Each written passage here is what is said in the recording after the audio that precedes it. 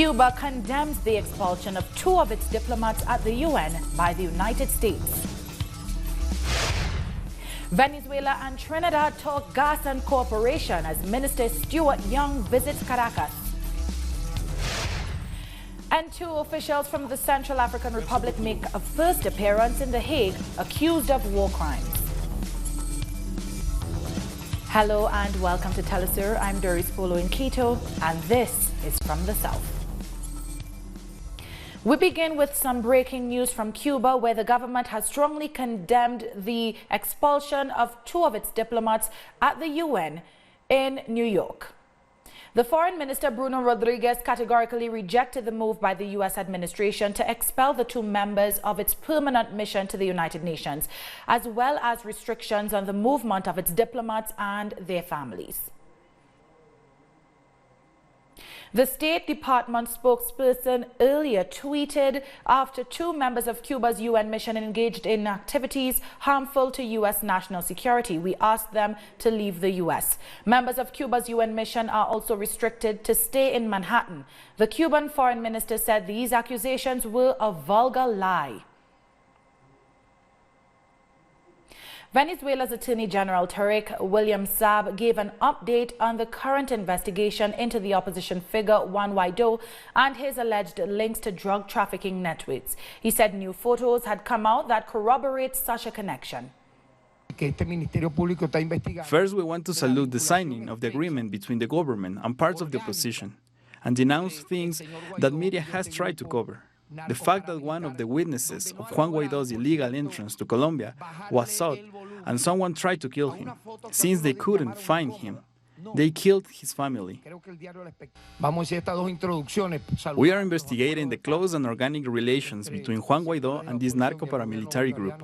Media try to undermine photo evidence that some have called uncomfortable.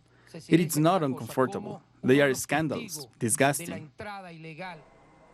The new dialogue between the Venezuelan government and some opposition parties is pressing ahead. Our correspondent Madeleine Garcia reports from Caracas. So it's 3 days since the government signed an agreement with the opposition parties to make progress on 6 points. These included the return of Chavista lawmakers to the National Assembly, which would be a step towards reflecting on the members of the National Electoral Council. Also, the release of imprisoned opposition politicians. We saw that begin on Tuesday with the freeing of Edgar Zambrano, the vice president of the National Assembly, who had been arrested after he joined the attempted coup on April 30th. On Wednesday, we saw another significant opposition politician, Javier Bertuzzi, join the dialogue process. He is an evangelical pastor who stood in the presidential election in 2018. He signed up to the agreement and joined with what government is calling the democratic opposition. That is in distinction to the violent wing of the opposition led by Juan Guaidó, who effectively represents the United States in Venezuela. So now the different working groups will be set up as part of this dialogue. The government says it still wants to continue with the dialogue backed by Norway. And it hopes the government of Norway will be able to persuade those other opposition parties to return to the talks. So we now have 2 processes, the Norway and the other process that we might call the Caracas process.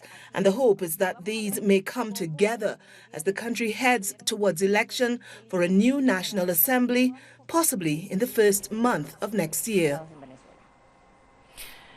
As the United Nations General Assembly gets underway in New York, the Secretary General Antonio Guterres also said he hopes the Norway-backed talks for Venezuela will be revived. And he said he aims to arrange a meeting between the Venezuelan and Colombian governments. I think the most likely scenario is that organized by Norway, which was interrupted, as you know, but which I hope will restart. Still, I will take advantage of this summit to speak to Colombia and Venezuela, because it is very important to avoid any escalation of the conflict in the region. Venezuela and Trinidad and Tobago have met in Caracas to review their cooperation, especially a major gas agreement signed in 2017. Trinidad's Minister of National Security, Stuart Young, met the Venezuelan Vice President, Bruno Rodriguez, along with the Oil Minister, Manuel Quevedo. the two countries are set to jointly exploit the major Dragon gas field in the east of Venezuela. Hurricane Humberto lashed Bermuda with strong winds on Wednesday evening as the powerful Category 3 storm skirted just north of the islands. While Bermuda avoided a direct hit, the storm unleashed rain and fierce winds of up to 193 kilometers per hour, while it also pounded seas. Humberto's hurricane-strength winds packed quite a punch, snapping trees in half on the island. The storm had knocked out power in 80% of the territory. However, electricity had been restored to most homes by midday on Thursday. All schools and government offices will remain closed throughout Thursday. Officials aren't reporting any deaths from the storm. Meanwhile, Bermuda's famous causeway, the strip of land and bridges connecting the main island to St. David's Island, suffered storm damage and remains closed at this time. The Emergency Management Organization is asking the public to avoid using the roadway, which is now being inspected by engineers. Now, earlier on, we spoke to journalist Don Burgess of the Bermuda Media Council, who is on the ground in the storm-affected island. He provided an update on the situation. The part of the island that received the most damage was along the north shore, mainly because that's where we were getting the winds as Humberto passed to our northwest. And there were quite a few roofs in the crawl area of Hamilton Parish that lost little bits and pieces of it. It wasn't like a whole roof that was taken off, but a little bit. Several of the hotels aren't taking any guests today, just because they're trying to fix and clean up. So Southampton Fairmont Princess is one, and the Hamilton Princess is another. The Inverlory Hotel in Paget also had a little bit of roof damage. There was one person on a boat who was rescued.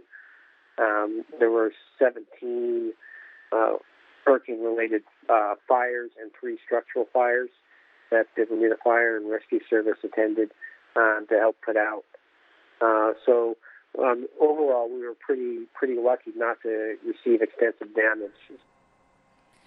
But Humberto is not the only storm being tracked.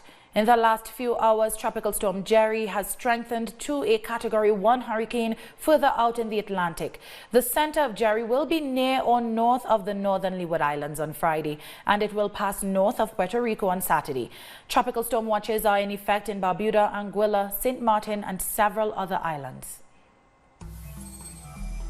We'll take a short break now. When we come back, the former Tunisian President Zine Ben Ali has died in exile. Join us again after this.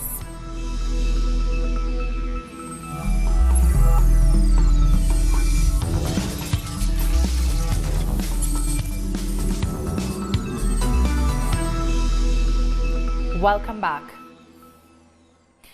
The Central African Republic football official Patrice Edouard Ngasiona and the militiaman Alfred Yekatom have appeared at the International Criminal Court on war crimes charges.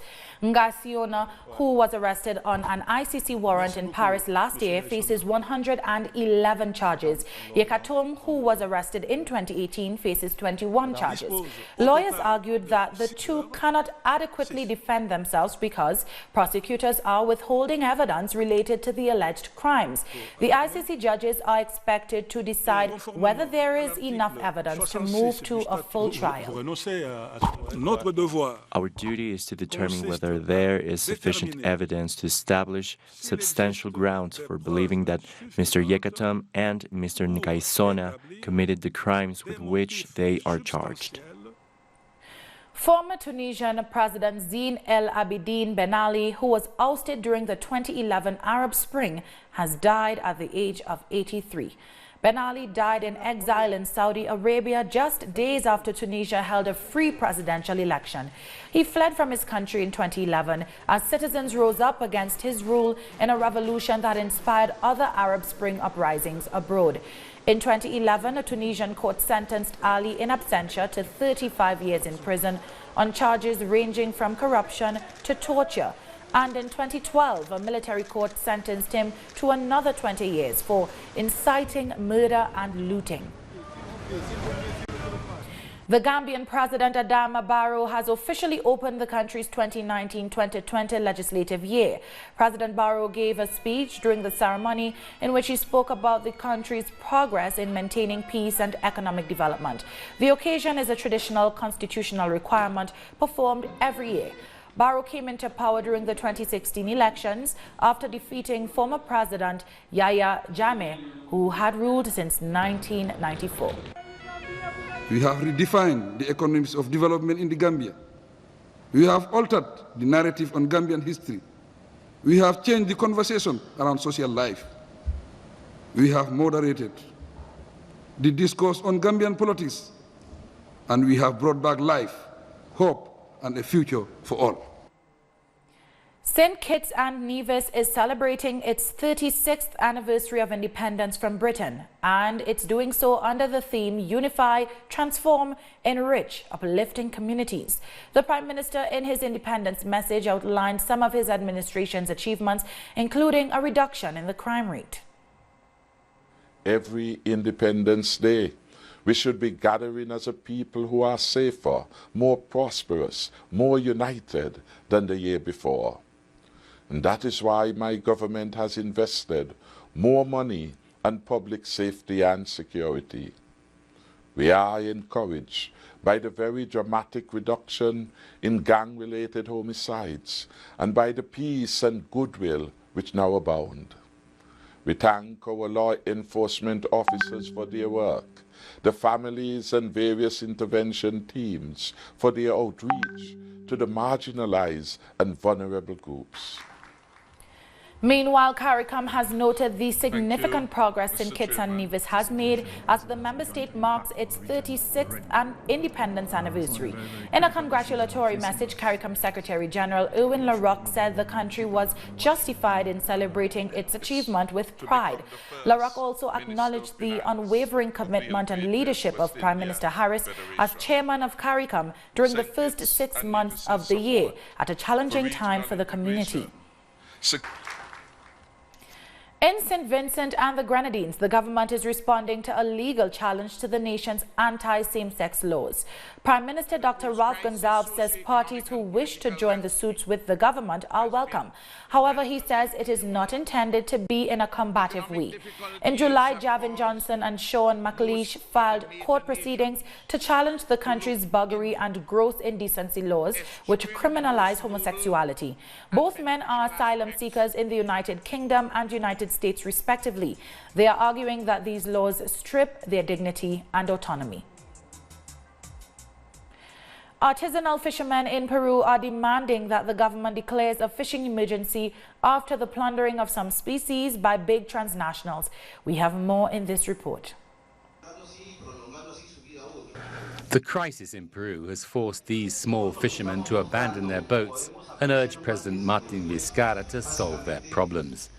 They say the volume of fish has decreased in the last few months as industrial vessels have taken all the anchovy.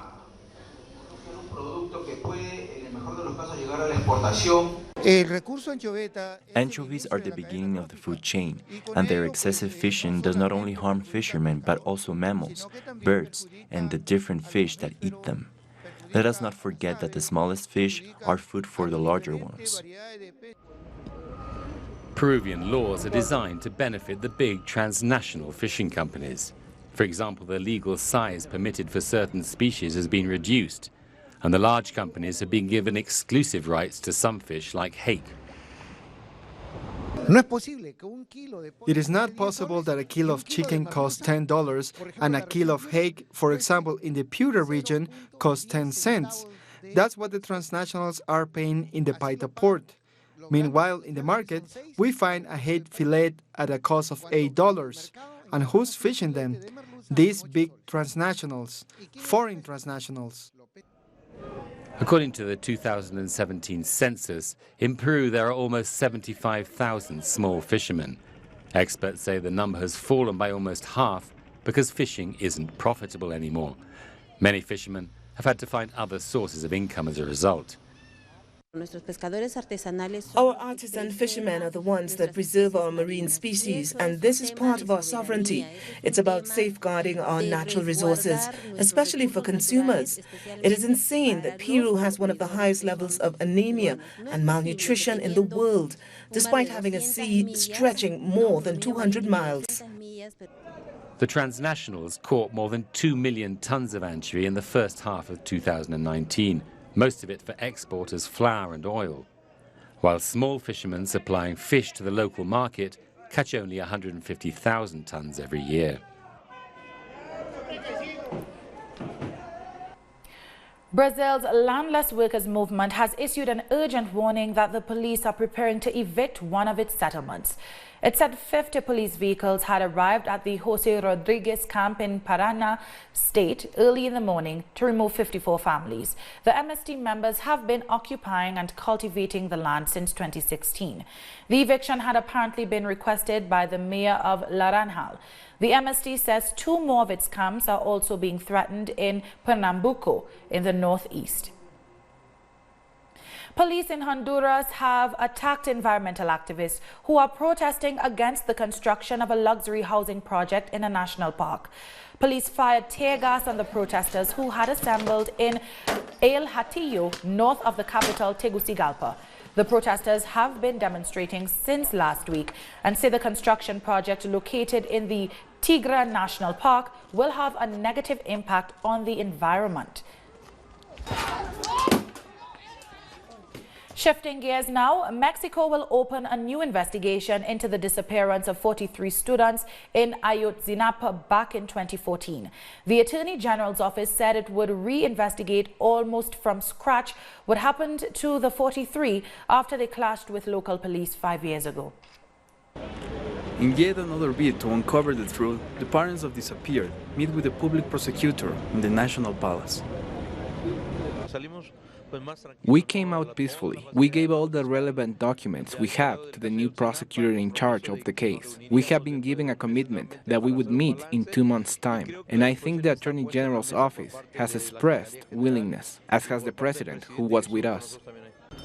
Ahead of the meeting, the families complained of the slow pace of investigation carried out by the previous prosecutor, who they say failed to cooperate sufficiently with the Presidential Commission for and access to justice. Unfortunately, we are confronted with the same issues. While the Commission is willing to investigate, there are still no results. We get desperate sometimes. We've been seeking answers for 5 years. Special Prosecutor Omar Gómez Trejo has assured that a new investigation will be launched. He says it's to ensure that the individuals responsible for the students' disappearance do not walk free. We are immediately scrutinizing all the information that has come to hand. We believe the evidence we have would be of value to the courts. We are going to hand over all the evidence, and from there on, they will proceed accordingly. Meanwhile, President Andrés Manuel López Obrador has asked anyone with information concerning the students' whereabouts to contact the authorities. You can help because this is an open wound. This has to do with justice. It has to do with humanity. Right now, families, colleagues, and social organizations are preparing to take part in mass protests in the state of Guerrero and the capital, planning for the end of the month. They will do so under the rallying call for the truth, justice, and punishment for those responsible. Coming up after the break, a dozen people have been injured in a suicide bomb attack in Afghanistan. We'll have details in a moment.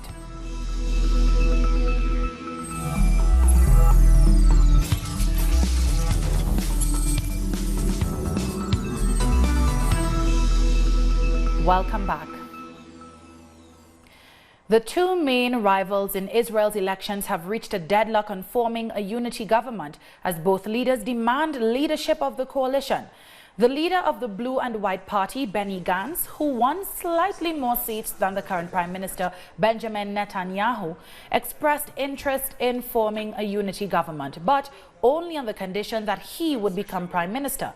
Benjamin Netanyahu agreed, but insists he should be the leader of the coalition government. Neither Netanyahu nor Gantz won enough seats to form a government of their own. I'm interested in and intend to form a wide and liberal unity government headed by me, a government that will express the people's will and our basic promises for the public. There is only two options, either a government I run or a dangerous government that is based on Arab parties. And during these times more than ever, especially in front of the big political and security challenges we face, there must not be a government based on Arab anti-Zionist parties. At least 12 people have been injured after a suicide bomber attacked a government building in eastern Afghanistan on Wednesday. The bomb is reported to have detonated when security forces engaged in gunfire exchange with alleged fighters who tried to storm a government building in Jalalabad. About 200 people who were in the building have been evacuated, and so far, no group has claimed responsibility for the attack. And on Thursday morning, a Taliban truck bomb killed at least 20 people and wounded almost 100 near a hospital in the southern Afghan province of Zabul. The Taliban said the target was a nearby government intelligence building.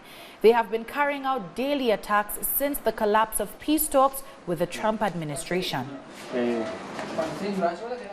Yemen's Houthi fighters are warning that they will launch attacks on the United Arab Emirates if it continues to participate in the Saudi-led military campaign in their country. A spokesperson for the Houthi movement said they have already identified several targets for drone attacks in the city of Dubai. He advised the UAE to pull its troops out of Yemen if it wants peace to prevail in its country. A Japanese court has cleared 3 former Tokyo Electric power executives of negligence regarding the Fukushima nuclear plant disaster. In 2011, a magnitude 9.0 earthquake triggered a massive tsunami that devastated the Fukushima plant, causing 3 of its 6 reactors to melt down and release radiation. Prosecutors had accused the 3 bosses of failing to act on information that showed the risk to the plant from a major tsunami. It's the only criminal case to arise out of the world's worst nuclear crisis since Chernobyl in 1986. The ruling angered protesters outside the court, many of them survivors of the disaster. How could the court rule this way? We cannot understand and cannot accept it. For the past 8.5 years, there are so many people who were forced to evacuate their homes, hometowns, and they're still looking for a place to live. Former FARC combatants have held a fashion show in Bogota to promote peace and reconciliation in Colombia. Models took to the catwalk to display pieces made in a collaboration between ex-combatants and victims. The aim of the show was to convey a message of their commitment to reconciliation and peace. The ex-combatants said they will continue to pursue peace despite the Colombian government's failure to honor the 2016 peace agreement. We want to tell Colombians, these are the garments the men and women are making for peace, that we left the guns and said no to war, and we want to continue on this path. This is very rewarding, and also to see all the people who came. Today, I just realized that we are not alone. There are many people who continue betting on the peace process, and hopefully, together we can build the peace that Colombia has longed for many years. And with that, we've come to the end of this news brief. You can find these and many other stories on our website at telesurenglish.net. And join us on social media, Facebook, Twitter, and Instagram. For Telesur English, I'm Doris Polo. Thank you for watching.